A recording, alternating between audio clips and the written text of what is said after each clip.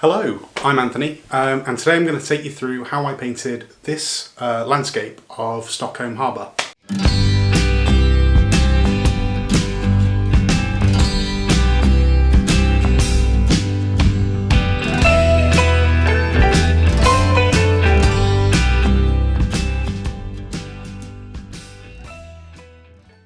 So this is actually based on a photograph from when I was last in Stockholm, which was last year, which was 2022. I was there for a work conference, although I have previously been to Stockholm, but that was for the Eurogames in 2015 with my water polo team. This particular time I was wandering around after we'd done the conference. There's lots of beautiful sights if you've ever been to Stockholm, but I noticed that there was this white sailing ship. It was there the first time I went to Stockholm, and I noticed it was also there when I came back. And I thought it was pretty cool, so I thought, well, it'd make a really nice painting. So when I got back, I made a start on this. It's actually in acrylics. Sometimes I use oils, sometimes I use acrylics. I've got slightly different techniques for how I use both, but it's kind of like, it's my own process that I've kind of developed over the years. Based on how I like to work. So I'm going to take you through how I painted this, all the way through from the initial sketch through to the tonal ground and then the actual painting itself. So I hope you'll stick with me for the whole thing. Starting out, it was just a basic pencil sketch. I did some like little sketches as well in one of my sketchbooks, and then it's just a case of transferring that to the canvas. Now, I tend to use like a 2B size brush when I'm putting things on the canvas, just because it's a little bit easier, and it's also easy to rub out mistakes if you make any, but generally pencil tends to work quite well. Now with this particular one, I've started on the white canvas with the drawing. Sometimes I'll do the tonal ground first and then do the drawing on top. And then sometimes I'll just sort of do it this way and then do a transparent ground over the top of that so you can kind of see through it. And that's what I did with this one. With it being acrylic, you don't have to worry too much because the tonal ground will actually fully dry by the time you come to paint over the top of it.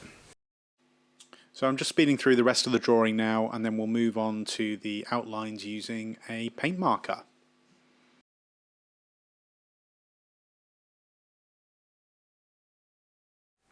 So you might have seen this in my other videos where I'll use acrylic pens. I tend to use Liquitex ones, I quite like them. And this is a burnt sienna colour, so it's very similar to when you're doing oils and doing other sort of underpaintings themselves. But I quite like the burnt sienna pen, it's really cool. And it's transparent, well, it will show through the ground as well. It's got enough pigment that you can actually see through it.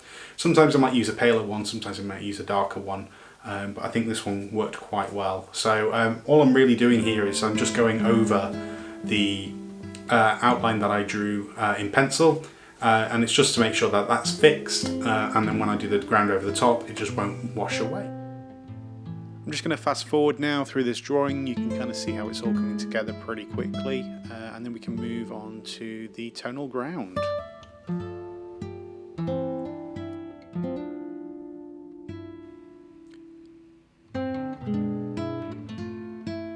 Onto the tonal ground now, and I'm using fluorescent orange on this painting. I like how it gives a kind of warmth to the picture itself.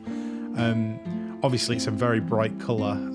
I do kind of like how it shines through, little flecks on where you haven't got all of the paint on there. And then I'm just using a extender. This is an acrylic extender from Winsor & Newton. It just makes the paint go a little bit further, makes it a little bit more transparent. And then I'm just applying it directly to the canvas. And I'm just going to cover this up pretty much as quickly as possible, and then move on to the next stage.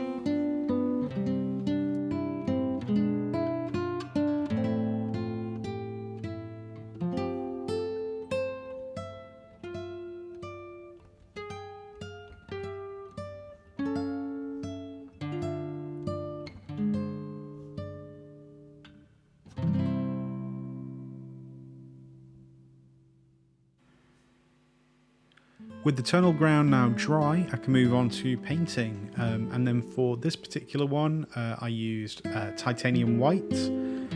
I also used a burnt umber, a Prussian blue, a raw sienna, and a Payne's grey as my primary colours for this painting.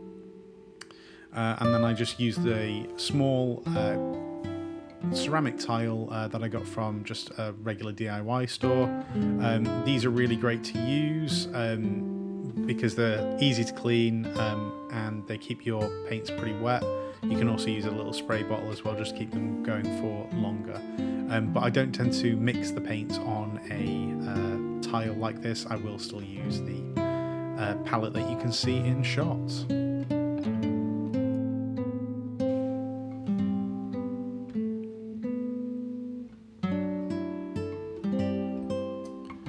Moving swiftly on, I decided to do a bit of texture on this painting, so I used a palette knife with some matte acrylic gel medium from Liquitex. This is just mixed with some titanium white and some of the other colours, and then I'm going to use this to build up some layers on the painting. Mostly for the sky, I just wanted like quite a rough texture for the clouds, so I'll go straight into that now. Using the palette knife, I'm just going around the edges really on this bit, building it up pretty quickly just to get a thick amount of paint on there so that I can start building up some texture. And then I'll start adding some other shades as well to sort of show the clouds off. I'm going through this bit pretty quickly, as you can kind of see how easy it builds up over time. I've not really used palette knives particularly much for this type of thing, but I quite enjoyed it as a little bit of an experiment. And then towards the sort of end of completing the sky, then I do start to use a brush as well, just to kind of blend things in a little bit and make it a little bit less harsh. I'm moving on to the water now, and while I'm there, I thought I'd tell you about this ship called the Vasa. So I actually went to the Vasa Museum while I was in Stockholm the first time. And the Vasa was actually a ship that was built for the King of Sweden, and it sank in the harbour just minutes after it was launched. You can see here on the pictures. So it actually sank in 1628, and they rose it back up in the 1960s and built a museum around it. The ship's actually in amazing condition, and they've been able to re-rig it. So if you're ever in Sweden, I suggest you check it out.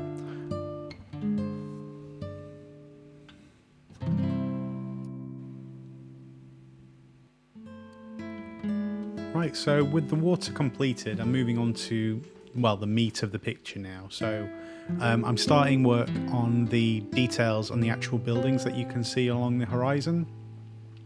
So I'm just using a small flat brush here, building up the detail little by little, using the colours that I've mixed on the palette, and just building it up. I'm going to speed this bit up so you can just see it slowly come together.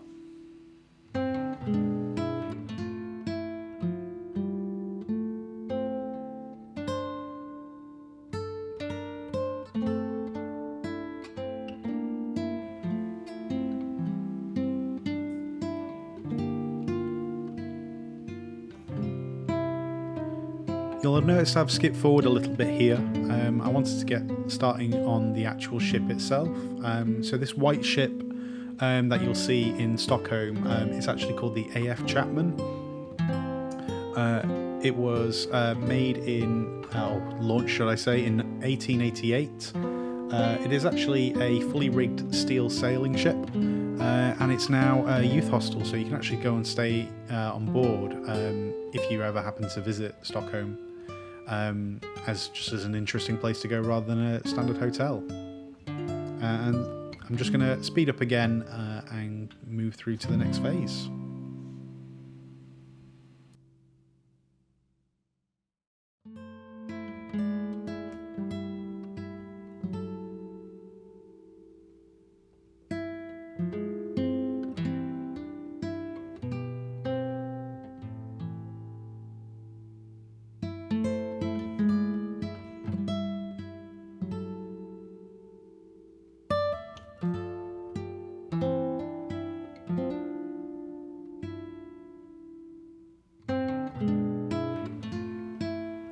At this stage, the ship's completed and I'm just adding some final touches, adding a bit more drama to the sky, adding some shadows and some highlights. Some bits I was also reworking a little bit, I wasn't quite happy with them, and I was experimenting a little. I think this sort of stage of a painting as well, you're kind of quite a high risk of overdoing it, so it's difficult to know when to stop.